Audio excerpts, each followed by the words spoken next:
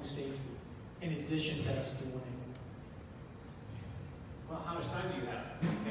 You 3 have minutes. three minutes. So, in all seriousness, this is landmark. If I think back to where we were in 2013, my first full year at the Capitol, I was the only person able to pass a bill on oil and gas that actually set up protections and required a report to talk about what the different faults might be within our oil and gas system, and it predicted the Firestone explosion.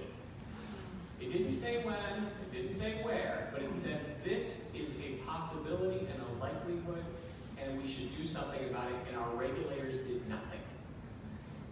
So the one bill that I passed that predicted this, that got us to where we are today, wasn't enough.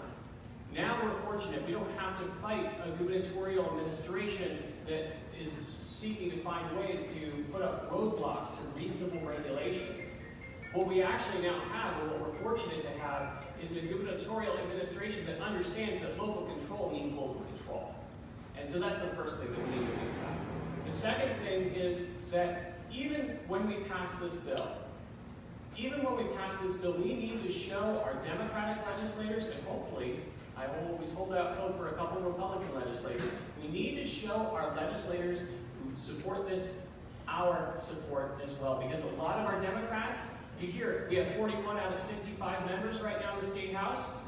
How many of those won by 400 votes or less?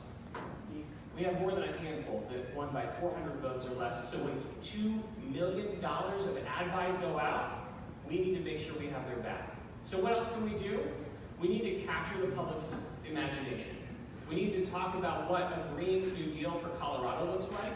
We need to talk about what a just transition for oil and gas workers and people working in coal plants look like.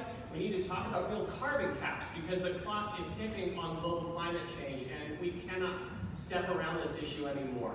We need to deal with the issue head on because in 11 years, it's going to be too late.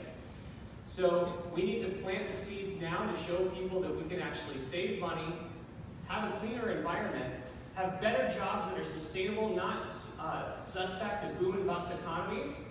And we need to reach out to those swing districts where there are oil and gas workers who are Democrats who are afraid that they're going to lose their jobs. When Prop 112 went on the ballot, those workers got pink slips that weren't real, but said, if this passes, you will get a real pink slip. We cannot let the oil and gas industry hold blue-collar workers hostage anymore, and we need to say that we are the party of everybody, especially working families. And we are going to do everything in our power to show them that there is a future, that there is a Green New Deal, that we can save our environment and actually make sustainable jobs work. So this is the beginning, but we're far from done. Thank you.